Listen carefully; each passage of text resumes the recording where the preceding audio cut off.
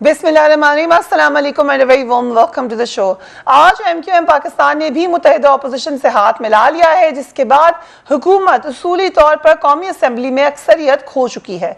आज मुत्तहिदा अपोजिशन ने सिंध हाउस में पावर शो मुनक्किद किया, जहां अपोजिशन के तमाम एमएनए सामने आ गए। अपोजिशन तहरीक इंसाफ के मुनहरिफ अरकान समेत 196 अरकान असम्बली को सामने ला चुकी है। वफाकी वजीर फवाद चौधरी के कज़न फारूक अल्ताफ, डॉक्टर आमिर लियाकत हुसैन, जवेरिया जफर जो कि कल परसों तक इधर ही कही थी कि वो हैं, उन समेत तहरीक इंसाफ के 22 से ज़ायद मुनहरिफ अरकान अपोजिशन के साथ जा मिले हैं। दूसरी जानिब पाकिस्तान को धमकी आमेज खत का मामला अब इंतहाई संजीदा शक्ल इख्तियार कर चुका है। सबसे पहले तो इस्लामाबाद हाई कोर्ट ने जो नोटिफिकेशन किया है वो भी देख लीजिए। इस्लामाबाद हाई कोर्ट ने कहा है कि सीक्रेट दस्तावेज पब्लिक करने से मुतालिक उनका यह हुक्मनामा है। उम्मीद है वज़ीर आज़म खत के मंदराज जाहिर नहीं करेंगे। चीफ जस्टिस अतर मनीला, खत के मंदराज जाहिर करने से रोकना मुंतखब वज़ीर आज़म पर अदम एतमाद होगा।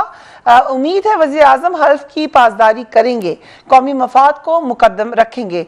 चीफ जस्टिस अतर मनीला ने एक कशहरी की दरख्वास्त पर यह हुक्मनामा जारी किया है। प्राइम मिनिस्टर ने आज कुछ जर्नलिस्ट को बुलाया। उस वक्त ख्याल ये किया जा रहा था कि उस लेटर को पढ़ा जाएगा, शायद वहां पर ऐसा नहीं हुआ। इसके मंदराज बताए गए और उससे पहले कैबिनेट को वो खत दिखा भी दिया गया है। अब आई कैन कंफर्म कि ये खत एक्चुअली एक ट्रांसक्रिप्ट है, बल्कि आप समझ लें कॉन्वर्सेशन के जो मिनट्स होते हैं वो हैं। डिप्लोमेट्स हैं इसमें, एक मुल्क है जिसका नाम नहीं लेना चाहिए, असूली तौर पे नहीं लेना चाहिए। जो प्राइम मिनिस्टर ने कहा, उन्होंने ये कहा कि सिर्फ सियासी मामलात होते तो खत सबके सामने रख देता। किस मुल्क से धमकी आमेज खत आया, इसका नाम नहीं लिख सकता। खत दिखाई आईनी तौर पर मुमानियत है। खत में अदम एतमाद में मेरा जिक्र कई बार किया गया है। धमकी दी गई तो तहरीक अदम एतमाद नाकाम होने के संगीन नताइज हो सकते हैं। धमकी दी गई, इसमें वाज़ेह लिखा गया है कि अगर तहरीक अदम एतमाद कामयाब होती है तो पाकिस्तान के मसाइल कम होंगे। हम खुश नहीं हैं, लेकिन अगर तहरीक अदम एतमाद कामयाब होती है तो सब ठीक हो जाएगा। This has been quoted. Parliament के इन कैमरा सेशन में ये खत रखा जाएगा। खत में प्राइम मिनिस्टर के दौरों के हवाले से भी तशवीश का इजहार किया गया। खत में खारजा पॉलिसी और मुस्तकबिल के ताल्लुकात को जोड़ दिया गया है।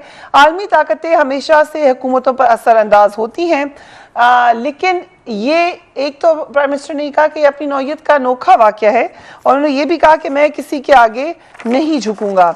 फिर उनसे जब क्वेश्चन हुआ कि आपको अभी इस वक्त हुकूमत सबको तो जाती हुई लग रही है, आप क्या समझते हैं, तो उन्होंने कहा 80% चांस है कि तहरीक अदम एतमाद से मेरी हुकूमत बच जाएगी।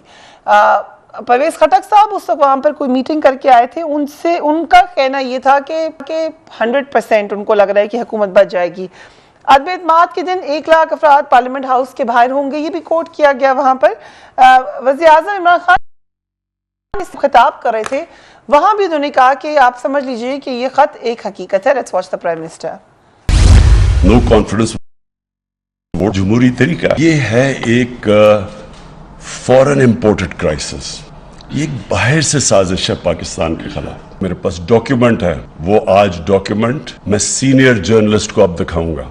लोग समझते हैं ना जी कि कोई ड्रामा हो रहा है, ये ड्रामा नहीं हो रहा, लेकिन क्योंकि इसको शक किया जा रहा है कि शायद इमरान खान कोई इस तरह अब अपनी हुकूमत बचाने के लिए इस तरह कर रहा है, इसलिए मैंने आज फैसला किया। जनरल अमजद शोएब, क्योंकि इसमें सिक्योरिटी के भी मामलात हैं, दीगर मामलात भी हैं, आपने यकीनन आज की जो डेवलपमेंट है उसको फॉलो किया होगा। इस खत की क्या अहमियत समझते हैं आप? देखिए, ये बहुत ही एक सीरियस मसला था। खत के कंटेंट्स में वो मैंने देखे नहीं थे, लेकिन मुझे इतना अंदाजा है कि जब बात हुई तो बड़ा कंसर्न था कि बहुत ही डेंजरस किस्म की चीजें हैं उसमें जिक्र किया हुआ। उस लिहाज से तो खत जो है वो लाजमन एक कंसर्न, एक बड़ी सम चीज है, लेकिन इसकी हैंडलिंग का तरीकाकार जो है मुझे उससे इख्तलाफ था। जब ये थ्रेट मौजूद है और एक प्राइम मिनिस्टर को स्पेसिफिकली उसमें टारगेट किया गया है और ये कहा गया है कि अगर ये हट जाए तो फिर मुल्क के साथ हम मामला ठीक कर लेंगे या ठीक होंगे, और अगर ये रहता है तो फिर मामला ठीक नहीं होंगे, तो इसका मतलब यह है कि पाकिस्तान के लोगों ने जिसको इलेक्ट करके बिठाया था वो पाकिस्तान के लोगों की ख्वाहिश और मर्जी के मुताबिक नहीं हटाया जा रहा, उसको बाहर से अपने मैकेनिज्म के तहत हटाया जा रहा है, जिसमें कुछ पाकिस्तानी जो है वो आलाकार हैं। अब ये वो सूरत हाल है जो कि मैं समझता हूं कि एक नेशनल कॉज था।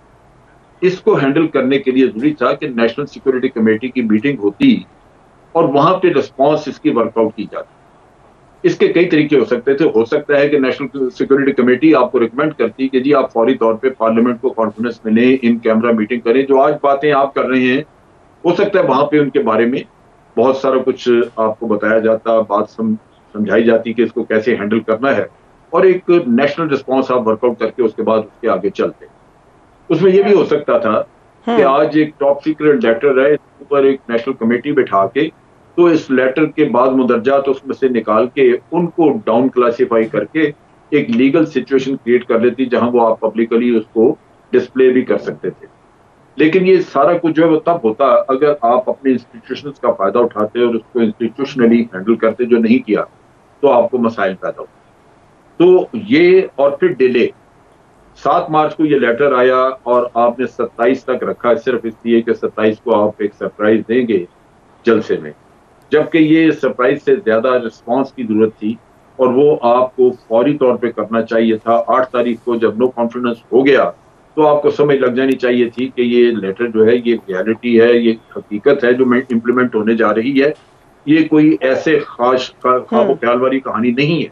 तो फिर आपको अगले दिन ही 9 तारीख को इसको नेशनल सिक्योरिटी कमेटी की मीटिंग बुला के तो उसमें ये ले लेना चाहिए था। इसके साथ बहुत इंपॉर्टेंट जो चीज थी इस खत से पहले कह लीजिए या खत के साथ ही, वो ये थी कि जब आपके अपने मुल्क में अंदर इंतशार है तो वो तो बाहर की कुव्वतें उसका फायदा उठाएं। तो जरूरत इस बात की थी कि फौरी तौर पे इंटरनल इंतशार को अपनी जो अंदर आपके बड़ा यहाँ पे कोहराम मचा हुआ था उसको खत्म करने के लिए आप आते। आपको याद होगा कि एक खबर के तहत ये कहा गया था कि हमारी सिक्योरिटी एस्टेब्लिशमेंट करना चाह रही, तो किसी को खराब करने के लिए नहीं था। वो यही था कि दोनों को फेस सेविंग की बात की जाए, मुहैया किया जाए ताकि बैड ब्लड खत्म हो और ये कंस्ट्रक्टिव थिंकिंग की तरफ जाए। उसमें यही था कि जो ऑपोजिशन है वो अपनी नो कॉन्फिडेंस मोशन विड्रॉ कर ले और हुकूमत अगले इलेक्शन का ऐलान कर। वो फौरी तौर पे या हफ्ता बाद, 10 दिन बाद या 2-4 हफ्ते के बाद हो सकता था। लेकिन ये चीज जो थी तय होनी हमारी तो तजवीज ही हो सकती थी, लेकिन वो प्राइम मिनिस्टर ने नहीं मानी। उन्होंने कहा मैं इनके साथ नहीं बैठता, तो वो मामला भी रह गया। इस तरह दिन गुजरते गए और हर गुजरने वाले दिन के साथ मंदी भाव लगे हुए थे, लोग बिकते गए। और हकीकत ये है कि आज अगर ये हुकूमत हटती है तो अवाम ने नहीं हटाई होगी। ये वो 40-50 बिकाऊ माल है जिसकी वजह से हट रही है। क्वाइट पॉसिबल कि कल को अवाम में इसका रिएक्शन मुख्तलिफ हो, अवाम में तकलीफ हो, दुख हो, लेकिन ये बिकाऊ माल जो है वो दाएं बाएं फिर के इसको आज खत्म करा रहे हैं। राइट इफ्तिखार अहमद साहब, ये जनरल साहब ने काफी तफसीलन इस पे बात की है और पार्लियामेंट में फिर नंबर गेम ही की बात होती है। अगर एलाइज दूसरी तरफ चले जाते हैं फिर तो बिकने वाला मामला भी शायद बैकग्राउंड में चला जाता है। लेकिन क्या प्राइम मिनिस्टर को यह खत पहले सामने रखना चाहिए था आपकी नजर में? पहली बात है, अमेरिका में आपके एक सफीर ने जो वहाँ पे कन्वर्सेशन होती है, जो जिन ख्यालात का इजहार होता है, जब आप गए थे रूस के कहने पर दौरे पर, उसके बाद जिन ख्यालात का वहाँ पे इजहार हुआ उसने एक लेटर लिख दिया और हर सफीर ऐसे खतूत तो इसको नहीं कहते, ऐसे जो ऐसी तहरीर भेजता है अपने मुल्क में अपनी वजारत खारजा को, ताकि वो अंडरस्टैंड करें कि उनके बारे में क्या हो रहा है। कि मुल्क का नाम नहीं ले रहा भाई, अमेरिका में वो आपका बंदा था, वो निकल गया, रिटायर हो गया है, उसने आपको ये भेजा था, इसमें क्या खुफिया रख रहे हैं आप? नहीं, सबको बेवकूफ मत बनाएं आप, सीधी सादी बात है। अब मुझे बड़ा अफसोस हुआ, अभी एक साहब कह रहे थे बिकाऊ माल है, यानी कि पार्लियामेंट अगर बिकाऊ माल लोगों पे है तो जब वो लोग इसके साथ थे तो वो बिकाऊ माल नहीं थे। एमकेएम तब तक बिकाऊ माल नहीं थी जब तक इसके साथ थी, तब तक बिकाऊ माल नहीं था जब इनके साथ था। यानी इसका फवाद चौधरी का कजन जब तक इनके साथ था वो बिकाऊ माल नहीं था। तो खुदा का वास्ता है, इसे parliament They are elected people. The Constitution has given a right for a vote of no confidence. Respect the Constitution, at least, for God's sake. Right, Please. I just, I don't want to listen. I don't want to go into argument with you. I have said it. It is a constitutional matter, and we respect the Constitution. That's all. I think allies. मैं उनकी बात अगर मुकम्मल हो जाए general साहब, आप अगर क्विकली कुछ ऐड करना चाहते हैं, बट वो अभी बात मुकम्मल नहीं हुई है इफ्तिखार साहब की। अब देखिए ना, एक कॉन्स्टिट्यूशनल मसला है जी, उसको आप कॉन्स्टिट्यूशनल तौर पे हल करें। आपने मेलसी के जलसों से लेके आगे जलसे करते रहे। आपको इलेक्शन कमीशन ने मना किया कि पेशावर में जो खैबर पख्तूनख्वा में इंतखाबात हो रहे हैं, आप वहां पे जलसों में मत जाएं। आप गए, आपको जुर्माना हुआ, आपने उसकी परवाह नहीं की। आप लोगों को क्या एजुकेट करना चाह रहे हैं? मैं तो हैरान हूं। और मुल्क का नाम ही लेना, भाई मुल्क का नाम सबको पता है। ये कागज किसने भेजा आपको? और मैं हैरान हूं कि under the oath, prime minister का ओथ का अगर आखिरी पैराग्राफ पढ़ ले तो उसमें लिखा हुआ है कि प्राइम मिनिस्टर के इल्म में जो चीजें आएंगी, प्राइम मिनिस्टर वो किसी भी गैर मुतल्लिका आदमी से उसको डिस्कस नहीं करेगा, जेर बहस नहीं लाएगा। और आज तो कमाल ही हो गया। इसके सबसे रियासतें नहीं चल सकती। रियासतों का रख रखाव होता है, उसका एक तरीका कार होता है। बिल्कुल जनरल साहब ने कहा कि उसके लिए एक फोरम था इनके पास, वहां पे जाते। ये तो कोई तरीका नहीं है जो तरीका इस्तेमाल किया गया है। और सबको बिकाऊ माल कहना, I am very sorry, they are the member of the parliament, they have been elected by the people. और फिर बिकाऊ माल, एमक्यूएम कल तक बिकाऊ माल थी या नहीं थी मुझे नहीं पता। अब बाप बिकाऊ माल कल तक थी मुझे नहीं पता। इवन फवाद चौधरी का जो कजन है वो कल तक बिकाऊ माल था या नहीं था। ये बड़ी बात है। It is not fair. और गॉड से कॉन्स्टिट्यूशन को हम रिस्पेक्ट करें। इसे आप भी और मैं भी कॉन्स्टिट्यूशन के तहत रहते हैं। और कॉन्स्टिट्यूशन का आर्टिकल 5 जो है, आपसे मेरे से एक लॉयल्टी मांगते हैं कॉन्स्टिट्यूशन के लिए। This is my humble request. बाकी आपकी मर्जी है, जो मर्जी आप कहें। जनरल साहब अब इस पे कमेंट कर लें, फिर नादिया मिर्जा की तरफ चलते हैं।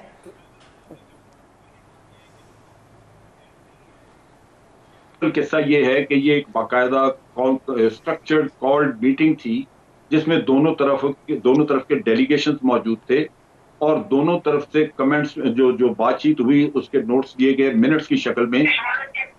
किस मुल्क के नाम मुल्क का बताना पसंद करेंगे अगर आप इतने वेल इन्फॉर्म्ड हैं? नहीं, मुल्क का नाम नहीं लेते इफ्तिखार साहब। नहीं, मुल्क का नाम है यार, ये मजाक है। ये मुल्क है, बनाना रिपब्लिक है हमारी। जो जिसका मर्जी आते को खत रेफरेंस है। ओ भाई, खत किसने लिखा है इनको? Foreign office and prime minister, इन सब के पास इसके मिनट्स हैं। जी जनरल साहब। मिनट्स, मुझे मिनट्स नहीं चाहिए। मुझे नहीं पता, मुझे बताएं वो खत किसने लिखा है, इनके पास किसने भेजा है, किस मीटिंग में हुआ, जी बता वो मीटिंग कब हुई? लेट्स लिसन टू जनरल साहब। जी जनरल साहब आप बताएं। तो मुझे ना बताएं ना, मैं नहीं बता। फोरम जो था वहां पे बताना था जाके। सर हाईएस्ट ऑफिशियल्स की मीटिंग थी जिसमें हाईएस्ट फोरम का मैसेज दिया गया। जी जनरल साहब। के ब्रीफिंग दी गई, ये इफ्तिखार साहब जो सवाल कर रहे हैं वो सारे सवाल के जवाब दिए। मैंने टेलीविजन चैनल पे सुना है मोहम्मद मालिक की ब्रीफिंग जो वो बता रहे थे, और उसमें उन्होंने ये सारी चीजें वाजे की हैं कि ये ऐसे नहीं है जो हम ये कह रहे हैं कि जी हर सफीर अपने मुल्क को लिखता है, हर सफीर ऐसे करता है। ये हर सफीर वाला किस्सा नहीं है। ये भाई बाकायदा बुला के मीटिंग करके उसमें किया है कि जी हम आपको ये बता रहे हैं, आप नोट करें और अपनी हुकूमत को। तो आप प्रोटेस्ट कर रहे हैं? वजारत खारजा ने प्रोटेस्ट किया, वजारत खारजा ने उनके आदमी को तलब किया, उसको नोटिस दिया। तो बात की बातें क्यों है? आपको 8 तारीख का खत आया हुआ आपके पास, आज हम बात कर रहे हैं 30 मार्च को। 22 दिन सोते रहे, 22 दिन इंतजार करते रहे। कमाल कर रहे हैं आप, अजीब रियासत चल रही है। 22 दिन तक किसी ने अच्छी हमारी आजाद और खुद मुख्तार रियासत है। लेकिन ये लेटर तो फिर मौजूद है इफ्तिखार साहब, लेकिन हाजिर में भी धमकियां मिलती रही हैं। I don't buy this idea. My question is this, जब लेटर आया, जिसने ये साजिश की, जिस मुल्क ने, उसके सफीर को क्यों नहीं बुला के तलब किया गया? ठीक है, that's a suggestion कि सफीर को बुलाना चाहिए। We can take it as a suggestion। Iftikhar साहब का ख्याल है उनके सफीर को बुलाना चाहिए। Nadia Mirza, I'll come to you। हम क्विक ब्रेक पे जा रहे हैं ताकि आपकी बात पे मुखल ना हो। We will be back right after break।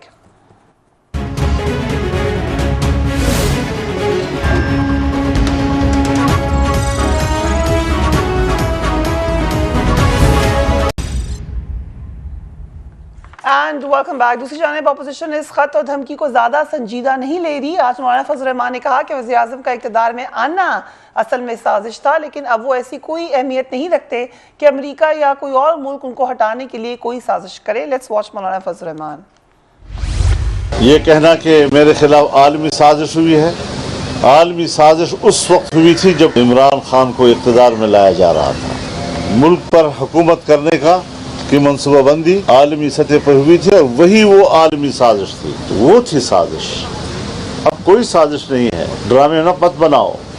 खत आया है, फिर धमकियाँ दी हैं, किसी ने धमकी नहीं दी। आपकी हैसियत वो नहीं है कि जिसको अमेरिका या इस लेवल का कोई मुल्क आपको धमकियाँ दे। तो वो क्या चीज़ कि आप इस किस्म की बातें करते हैं बड़े अपने आप को बड़ा बनाने के लिए। नादिया मिर्जा, आज एमक्यूएम ने हुकूमत का साथ छोड़ दिया। कल जिस तक प्रेस कॉन्फ्रेंस डिले हुई थी तो फिर हुकूमती कैंप से खबरें आने लग गई कि नहीं शायद हमारी बातचीत हो जाए, लेकिन फिर आखिरकार एमक्यूएम ने डिसाइड कर लिया। आप क्या समझती हैं कि अब हुकूमत का जाना ठहर गया है?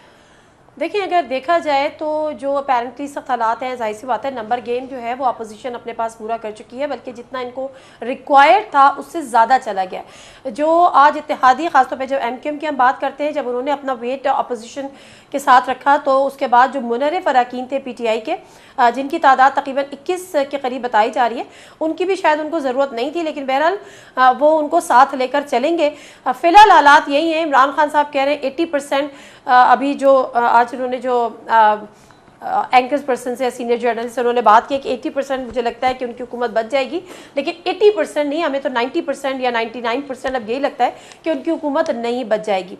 आपने एमक्यूएम का जिक्र किया है तो फरिया मुझे ऐड कर लेने दीजिएगा। मुझे तो एमक्यूएम और पीपल्स पार्टी की ये जो लव हेट रिलेशनशिप है इसकी समझ में बिल्कुल नहीं आती, और इस लव एंड हेट रिलेशनशिप ने कभी भी अवाम के मफाद में ना काम किया है और ना डिलीवर किया है।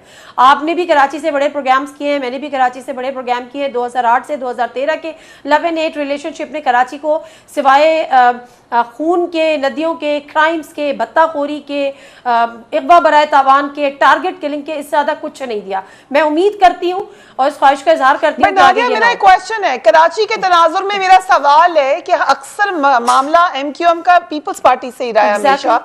क्या इख्तियारात मिल जाएंगे बल्दियाती निज़ाम में? क्या हो सकता है इस अलायंस में कुछ भला हो जाए कराची का आपकी नजर में? मुझे कोई उम्मीद बर नजर नहीं आती। उसकी वजह यह है फरिया, आपको पता है कि इस किस्म के अलायंसेस होते रहे। बल्दियाती ये अमेंडमेंट लेकर आते थे, फिर ये नाराज हो जाते थे, फिर ये वापस चले जाते थे, फिर इनको एक ट्रक की बत्ती के पीछे लगा दिया था। तो दोनों एक दूसरे के दिलों का हाल बखूबी जानते हैं। लेकिन बात यह है कि अगर कहीं और से आपको एक चीज कहीं और कुछ और उसके अलावा नजर आ रहा है, कुछ अपने मफादात नजर आ रहे हैं, अपने ऑफिस खुलते हुए नजर आ रहे हैं, अपने वो जो आप कह रहे हैं जिन पे गैर कानूनी केसेस हैं उनको आप बाहर लेकर आना चाह रहे हैं, तो मुझे नहीं पता कि ये किस मुआहदे के तहत होंगे और किस तरह से होंगे।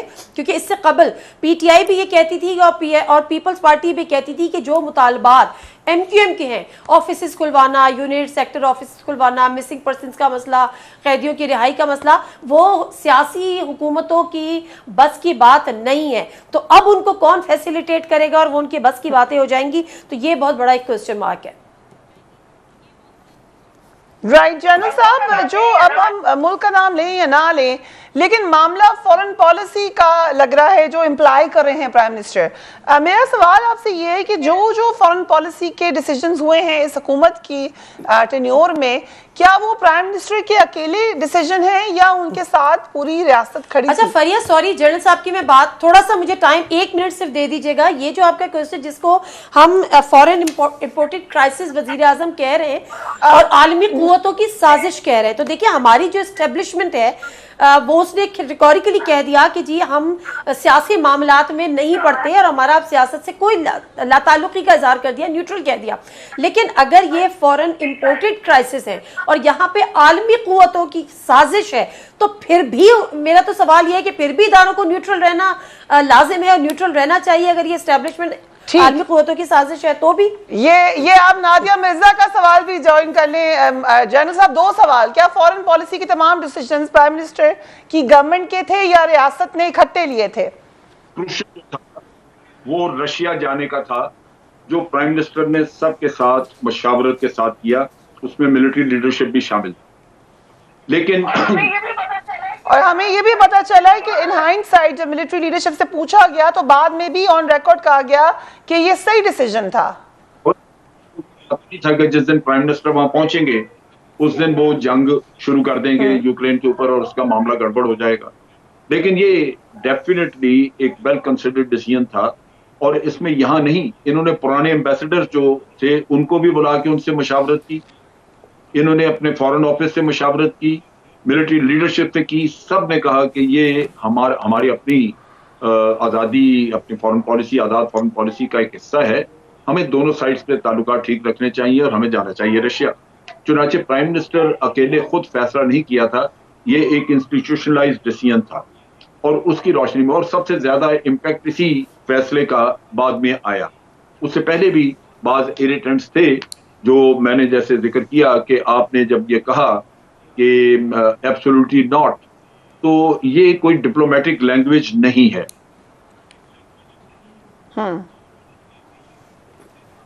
पूछा था, लेकिन उसको भी आप जवाब दे सकते थे कि जी ये बड़ा सेंसिटिव इशू है, हम ये पार्लियामेंट में लेके जाएंगे, हमारी पार्लियामेंट फैसला करेगी। तो वो आप एक डेमोक्रेटिक किस्म का जवाब और डिप्लोमेटिक जवाब देते हैं तो वो सबको हजम हो जाता, लेकिन जब आप डिक्टेटोरियल टाइप जवाब देते हैं तो वो फिर हजम करना सुपर पावर के लिए जरा मुश्किल हो जाता है।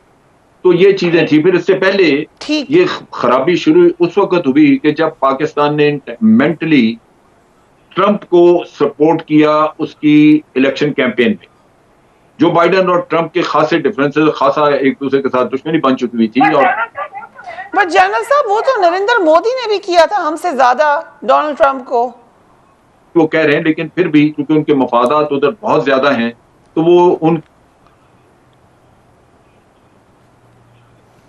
लेकिन पाकिस्तान की चीजें भी, जब आप अफगान जहाज लड़ रहे थे तो उस वक्त बहुत सारा कुछ आपका भी इग्नोर हो जाता था।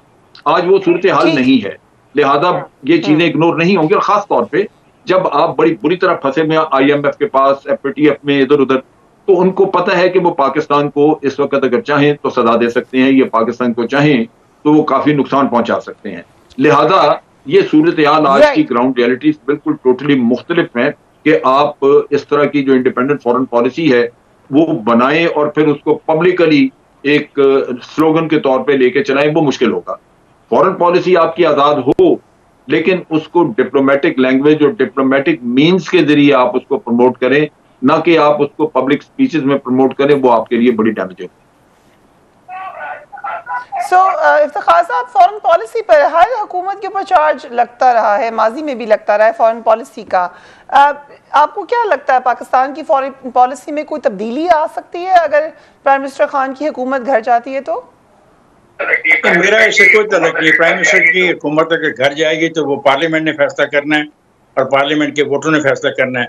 मैं इत्तेफाक करता हूँ जनरल साहब से, डिसएग्री करने के बावजूद जनरल साहब के इस पॉइंट से मैं इत्तेफाक करता हूँ कि फॉरेन पॉलिसी को फॉरेन पॉलिसी के तौर पे इस्तेमाल किया जाए, उसको एक बाजारी जबान के तौर पे इस्तेमाल न किया जाए। हमारे पे प्रेशर है और हम प्रेशर में हैं, और ये बात बिल्कुल ठीक है। आपका सवाल बिल्कुल जेन्युइन था कि मोदी ने भी ये किया, लेकिन जो लेटर उन्होंने हमें कहा यूरोपीय यूनियन ने, वो मोदी को भी उन्होंने वो लेटर लिखा था। ऐसी कोई बात नहीं है। हम जरूर से ज्यादा ही रिएक्ट कर रहे हैं एक ऐसी चीज पे जो हकीकत पे मबनी है। अब खुद जनरल साहब कहते हैं कि हम IMF में जकड़े हुए हैं, हम FATF में जकड़े हुए हैं, हम और बहुत सारे मसाइल में जकड़े हुए हैं। तो फिर हमें बहुत सोच समझ के बातें करनी है ना।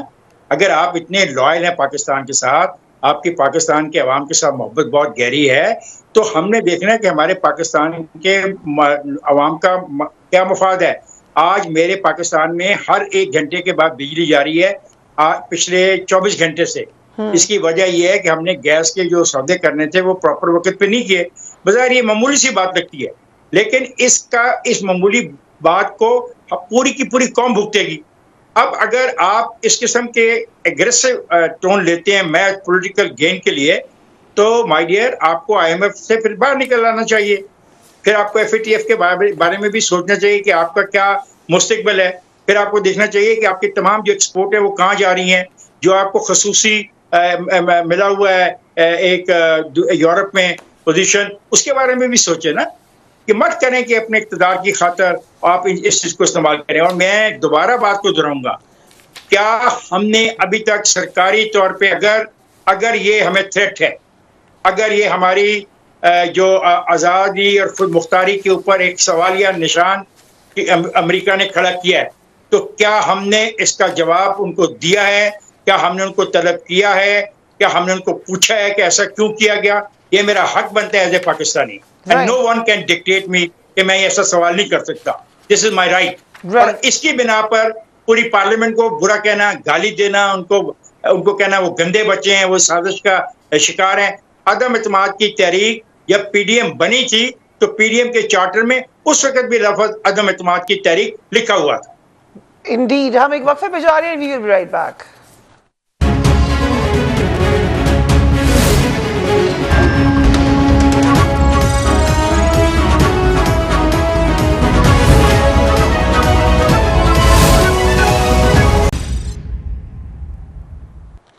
And welcome back. Muttahida Qaumi movement के सीनियर लीडर अमीनुल हक साहब हमारे साथ मौजूद हैं।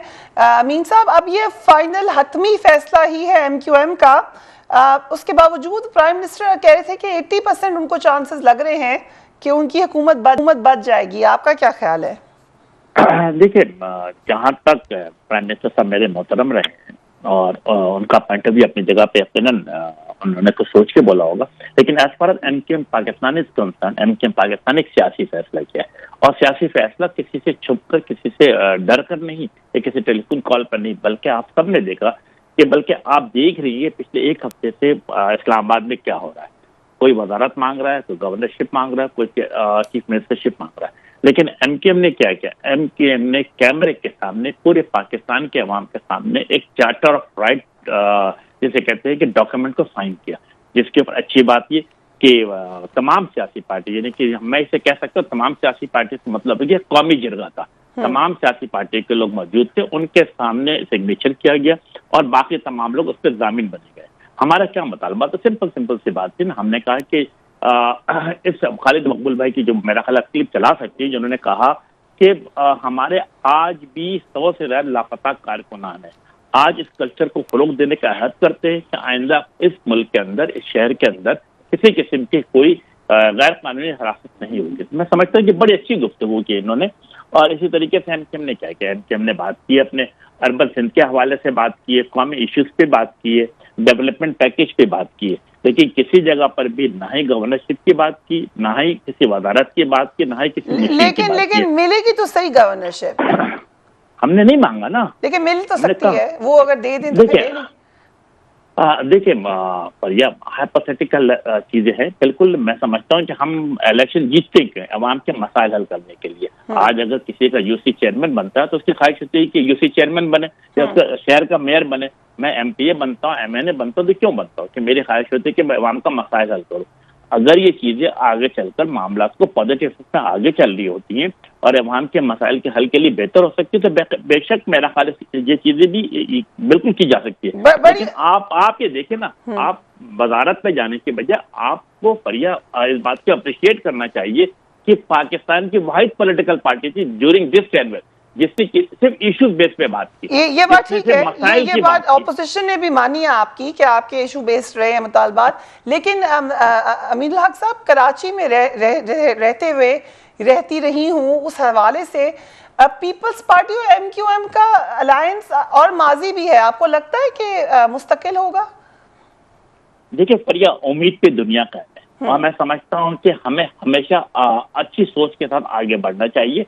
माजी में जो चीजें हुई है, मैं समझता हूँ मैंने उससे सीखा है, लर्न किया है और मैं समझता हूँ कि उन चीजों को खत्म करने के बाद हमें आगे बढ़ना चाहिए। और जब हम पहली दफा, मेरा हाल है कि आज से 12 दिन या 15 दिन पहले जब हम जरदारी हाउस गए थे, तो जिस ओपन हार्ट और ओपन माइंड के साथ जरदारी साहब ने हमारा इस्तकबाल किया था और हमारी बातें पहली दफा सुनी थी। सुनने के बाद उन्होंने कहा नहीं जिस पर गौर भी करेंगे, गौर करने के बाद मुतालबात की सूरत में जब उन्हें पेश किया गया तो उन्होंने कहा हम इस पर अमल भी कराएंगे। तो एक अच्छी मुस्बत बात आगे बढ़ी। इशारा तो नहीं आया कहीं से फरिया, मैं अर्ज करता हूँ कि देखें MQM पाकिस्तान एक जमहूरी पसंद सियासी जमात है जो अपनी अवाम की सोच के साथ आगे बढ़ती है।